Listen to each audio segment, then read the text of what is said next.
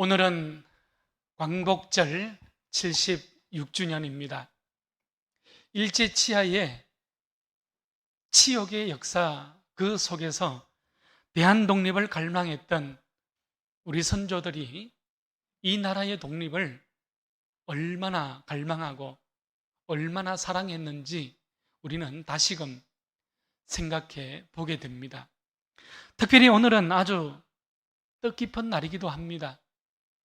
봉오동 전투로 알려져 있는 독립운동가 홍범도 장군의 유해가 이국 말리 저 카자흐스탄 크즐오르다에서 고국으로 돌아와서 대전 현충원에 안장되게 됩니다.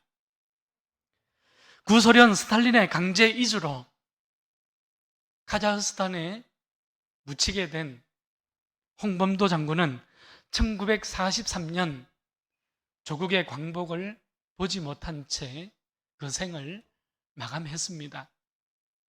영화로 만들어진 봉오동 전투는 홍범도 장군이 1907년 함경도와 평안도 일대에서 의병을 조직하게 되고요. 일본군과 대항한 그 역사의 이야기들을 기록한 영화이기도 합니다. 1920년 6월 간도 국민의 독립군 부대와 연합해서 봉오동 전투에서 일본군 정규군이죠. 그들을 대파한 승리의 이야기이기도 합니다. 홍범도 장군의 이 묘비에는 조선의 자유독립을 위하여 제국주의 일본을 반대한 투쟁에 헌신한 조선의 빨치산 대장 홍범도의 이름은 천추만대의 길이길이 전하여지리라 이렇게 적혀 있다고 합니다. 광복이라는 말은 글자 그대로 빛을 되찾는다 이런 뜻이지 않습니까? 잃어버린 조국, 잃어버린 주권, 잃어버린 정치, 잃어버린 자주의식을 되찾았다는 의미가 되는 것이지요. 저는 오늘 우리 모두가 하나님을 사랑하고 우리 조국 대한민국을 사랑하는 우리 넓은 공동체가 될 수 있기를 바랍니다. 주변 강대국들이 이 나라를 지켜주지 않습니다. 우리는 스스로 나라를 지키고 우리는 스스로 나라를 세워가야 합니다.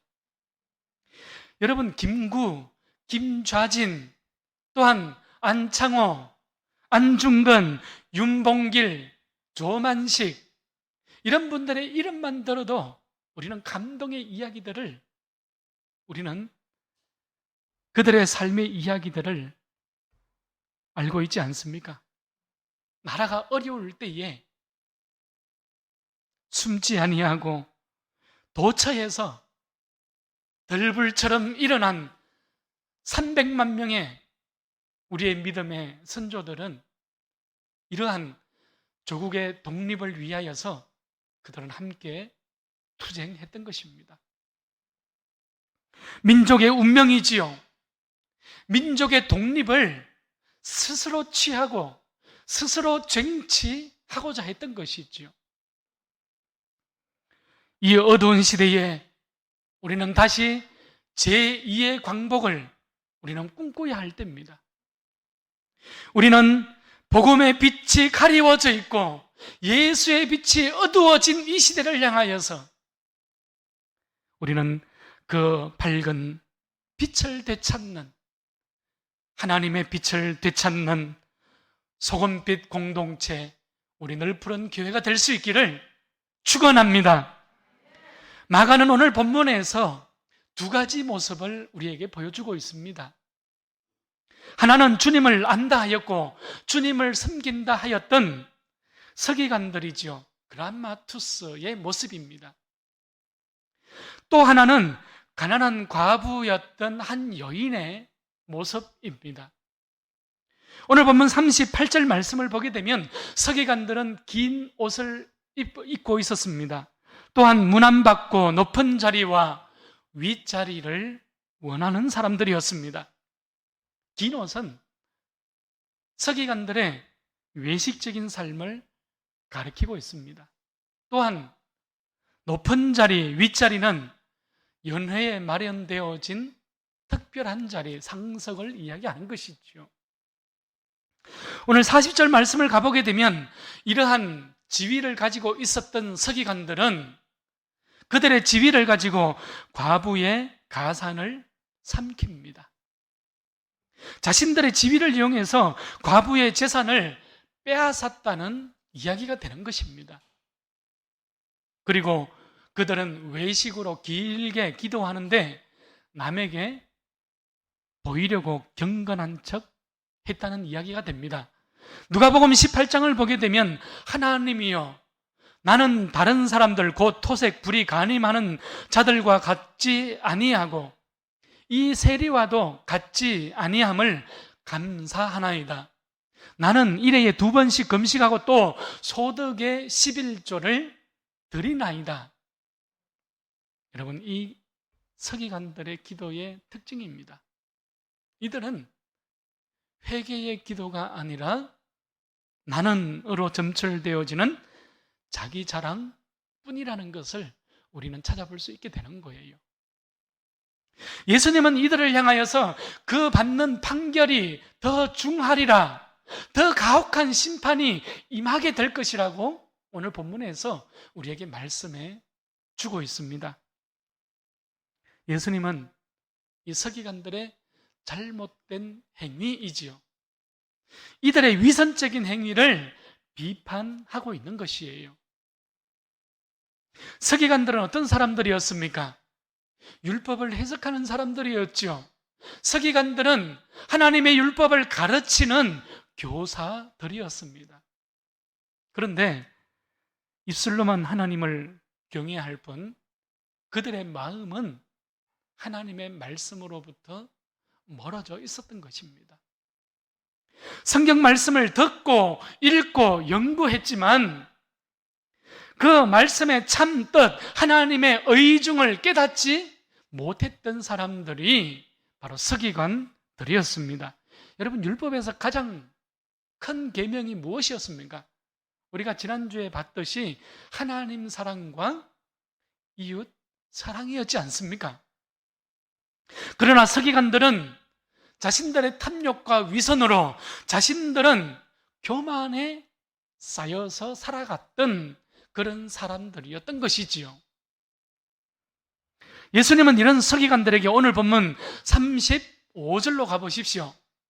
어찌하여 서기관들이 그리스도를 다윗의 자손이라 하느냐 질문하고 계십니다. 여러분, 이 말은 그리스도는 다윗의 자손이 아니다 이런 말을 하고자 하는 것이 아닙니다. 오히려 예수님은 오늘 36절 말씀에서 시편 110편 1절 말씀을 인용하면서 다윗이 성령 안에서 다윗이 성령으로 하나님 앞에 고백한 말씀을 인용하고 있어요. 주께서 내 주께 이르시되 이렇게 시작되는 말씀이지요. 여기서 주라는 단어는 히브리어 말씀으로 보면 야훼라는 단어입니다. 아도나이라는 단어예요. 여호와라는 뜻입니다. 그리고 그 뒤에 내 주께라는 것은 라 아도니라는 단어입니다. 그러니까 오늘 이 말씀을 원문으로 다시 번역을 해보게 되면 여호와 하나님께서 다윗의 그리스도께 말씀하셨습니다. 이렇게 시작이 되는 겁니다. 그러니까 예수님께서 지금 말씀하시고자 하시는 그 핵심이 무엇입니까? 나는 다윗의 자손인 그리스도가 아니라 하나님의 아들인 그리스도라는 것을 지금 말씀하고 싶어 하시는 거예요. 인간적인 다윗의 왕권을 이어받은 인간적인 왕이 아니라 하나님의 아들이라는 사실을 지금 분명하게 말씀하고 있는 본문이 되는 것입니다. 그러니까 서기관들은 그들이 위선에 쌓여서 그들이 거짓에 쌓여서 온전히 바라보지 못했던 그리스도를 다윗은 정확하게 바라볼 수 있었다는 것을 오늘 36절에서 말씀하고 있는 것입니다. 예수님은 혈통으로만, 육신적으로만 바라볼 것이 아니라 영적인 눈이 열려서 예수님이 누구인지 바로 보라는 말씀이 되는 것이지요. 제가 예전에 중국 베이징에 갔을 때 그곳에 롤렉스 시계가 쫙 전시되어 있는 것을 보고 깜짝 놀랐어요. 무려 수천만 원에 달하는 그런 시계들이 전시가 되어져 있는 겁니다. 그런데 깜짝 놀란 것은 우리나라 돈으로 10,000원도 하지 않습니다. 일명 짝퉁 시계인 거예요. 겉모양은 비슷한데 그 속은 전부 다르다는 것이지요. 그것이 짝퉁입니다. 서기관들의 모습이 오늘 본문에 비춰져 있는 서기관들의 그들의 삶의 모습, 그들의 신앙의 모습이 이러하였다는 것을 주님께서는 말씀하고 있는 것이지요. 예수님은 서기관들의 이런 모습을 자세히 관찰하셨던 것입니다. 저는 오늘 우리의 모두의 신앙이 진짜 같은 가짜의 신앙, 진짜 같은 가짜의 삶을 살아가지 않기를 축원합니다. 여러분, 이제 마가는 가짜 같은 진짜도 우리에게 보여주고자 합니다. 누구입니까? 가난한 한 여인이었죠. 멸시받고 있었던 한 과부의 모습입니다. 오늘 41절 말씀을 보니까 예수님은 헌금함에 대하여 앉아서 무리가 어떻게 헌금함에 돈을 넣는가 보셨다, 이렇게 기록되고 있습니다. 헌금함을 대하여 앉아서, 이 말은 맞은편에 혹은 반대 방향에 앉으셨다는 뜻이 됩니다. 그러니까 서기관들의 탐욕이지요, 서기관들의 위선을 예수님께서 맞서서 앉아 계셨다, 이 말이 됩니다. 반대 방향에 앉으셨다는 것입니다. 카테난티이죠. 예수님께서 서기관들의 그 탐욕, 서기관들의 그 위선을 맞서서 반대 방향에 앉으셨다는 것을 마가는 의도적으로 지금 우리에게 이렇게 기록해 주고 있는 것이에요. 지금 예수님은 헌금 넣는 것을 자세히 관찰하기 위하여서 일부러 마주 앉으신 것입니다. 당시 이 성전에는 이방인들의 뜰과 여인들의 뜰 사이에 미문이 있었고, 그 여인들의 뜰에는 13개의 연복궤가 놓여 있었습니다. 그 중에 9개의 연복궤는 성전 비용으로, 또한 4개는 가난한 이웃들을 위하여서 구제의 연복궤로 사용되어 졌던 것입니다. 여러분, 부자들이 와서 그 헌금함에 많은 동전을 넣었습니다. 그리고 한 가난한 과부도 와서 2렙돈, 곧 한 고더란트를 헌금함에 넣었던 것입니다. 렙돈은 당시 헬라에서 통용되는 가장 작은 단위의 동전이었습니다. 당시 노동자의 하루 품삯이 우리가 잘 알고 있는 대로 한 데나리온이었잖아요. 여러분, 이것을 렙돈으로 환산하면 약 100렙돈이 됩니다. 그러니까 예수님은 한 과부가 헌금하는 모습을 집중해서 자세히 관찰하고 있었던 것이에요. 그리고 제자들에게 말씀하셨습니다. 43절 말씀이지요. 내가 진실로 너희에게 이르노니 이 가난한 과부는 헌금함에 넣는 모든 사람보다 많이 넣었도다. 예수님께서는 가난한 과부가 와서 2렙돈을 헌금하는 모습을 보시고 모든 사람보다 많이 넣었다고 지금 평가하고 계십니다. 이유가 무엇일까요? 액수의 많고 적음 때문이 아니었습니다. 드리고자 하는 그 한 여인의 마음의 중심을 주님께서는 관찰하셨던 것입니다. 다 풍족한 가운데 흥금했지만 이 과부는 가난한 중에 자신의 모든 소유 곧 생활비 전부를 드렸다고 말씀하고 있습니다. 예수님께서는 과부가 드린 물질이 아니라 그 마음의 중심이지요. 그 믿음의 중심이지요. 그 삶 전체를 드리고 있는 한 여인의 그 온전한 마음을 주의 깊게 관찰하셨던 것입니다. 여러분 꼭 기억하십시오. 한 과부는 단순히 물질을 드리고자 한 것이 아니라 자신의 삶 전체를 하나님 앞에 드리고자 했던 거예요. 오직 하나님만 의지하며 살아가고자 했던 것입니다. 예수님은 이렇게 위선 가운데에 드리고 있는 서기관들의 모습도 또한 가장 가난한 가운데에 드리고 있는 한 여인의 드림도 예리하게 관찰하신 것입니다. 여러분, 오늘 본문에 가난하다는 것은 극도로 결핍을 가지고 있는 극빈자를 가리키는 단어가 가난한 자이거든요.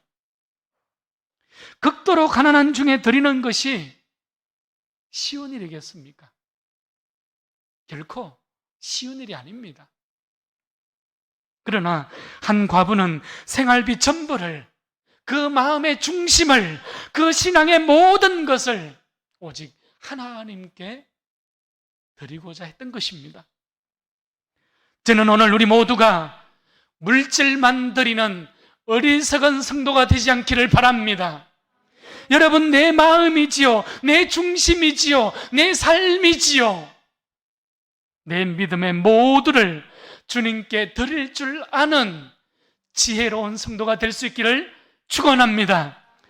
여러분, 산술적으로 계산해 보면 부자가 가난한 과부보다 훨씬 많은 액수를 헌금했을 것입니다. 두 랩돈과 비교할 수 없을 만큼 효용의 가치는 뛰어났을 것이에요. 효용성이 큰 것입니다. 그러나 여러분, 예수님의 판단은 달랐던 것이죠. 예수님의 평가는 달랐어요. 우리는 여기서 바른 헌금이지요, 바른 드림의 의미가 무엇인지를 우리는 깨닫게 되는 것입니다. 헌금의 의미가 무엇입니까? 액수에 있는 것이 아니잖아요. 여러분, 헌금보다 중요한 것은 무엇입니까?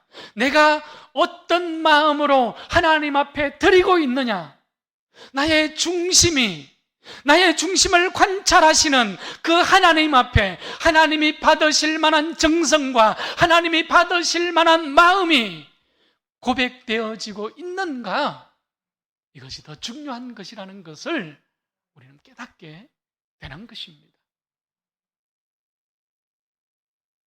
가인과 아벨의 제사는 이것을 분명하게 드러내고 있잖아요. 하나님은 가인과 아벨의 제사를 구별하셨어요. 가인과 그의 제물은 하나님께서 거절하셨지만 아벨과 그의 제물은 하나님께서 연락하셨던 것입니다. 이유가 무엇입니까?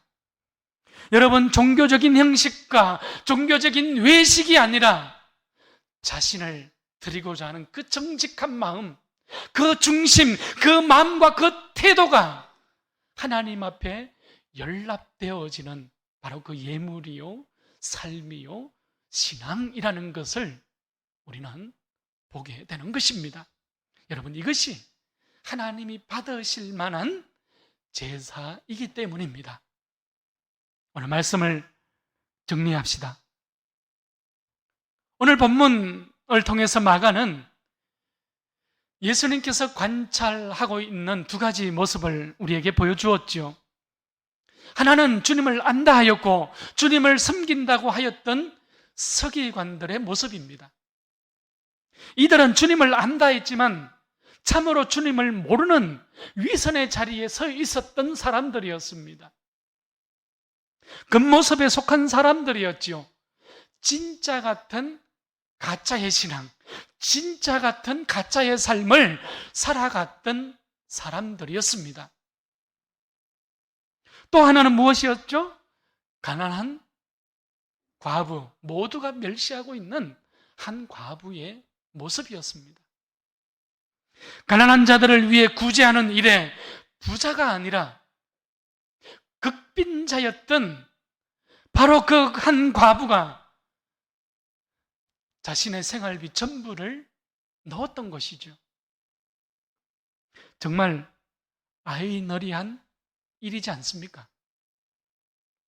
하나님을 사랑하는 가짜 같은 신앙으로 가짜의 삶으로 평가받았던 그 여인이 오히려 진짜의 신앙, 진짜의 삶을 살아갔다고 오늘 본문은 우리에게 말씀하고 있는 것입니다. 우리는 살아가면서 사람들에게 보이기 위한 신앙, 사람들에게 보이기 위한 행동을 경계할 줄 알아야 합니다. 그러면서 동시에 나에게 주어진 모든 것이 오직 하나님의 은혜임도 우리는 놓치지 말아야 합니다. 하나님께서 나에게 주신 모든 것을 청지기의 태도를 가지고 우리는 살아가는 것입니다. 여러분, 청지기는 무엇입니까? 내 것이 아니라, 나에게 주어져 있는 모든 것이 나의 것이 아니라 하나님께서 주신 은혜의 선물이라는 것을 아는 사람을 청지기라고 이야기하는 것입니다. 내 생명이죠. 내 건강, 내 환경, 내 재능, 내 시간, 내 꿈과 내 비전, 이 모든 것들이 여러분 나의 것이 아니라 하나님의 것임을 정확하게 알고 살아가는 사람을 청지기라고 이야기하는 것이에요. 하나님께서 내게 맡기신 것임을 고백하는 성도들의 삶인 것이지요. 여러분, 이것을 고백하며 거룩한 청지기로 살아가는 우리 모두가 될 수 있기를 축복합니다. 여러분, 우리는 하나님 앞에 위선적인 삶을 살아가지 않기 위하여 우리는 늘 내 마음과 태도에 조심할 수 있어야 합니다. 하나님은 아들 예수 그리스도의 생명까지 나를 위하여 내어주셨지 않습니까? 여러분, 갚아도 다 갚을 수 없는 하나님의 은혜이잖아요. 그러니 하나님께서 무엇을 원하시든지 아낌없이 내어드릴 수 있는 성도, 하나님께서 무엇을 원하시든지 그 중심으로부터 예수 그리스도만을 따라갈 줄 아는 성도, 하나님께서 무엇을 원하든지 오늘 그것이 하나님의 것이라고 우리는 고백할 줄 아는 그 중심이 흔들리지 않는 하나님의 자녀다운 삶을 살아가는 것이죠. 그래서 하나님의 자녀답게 복을 누리고 하나님의 자녀답게 살아가는 우리 넓은 교회, 우리 온 성도들의 삶의 자리가 될 수 있기를 축원합니다.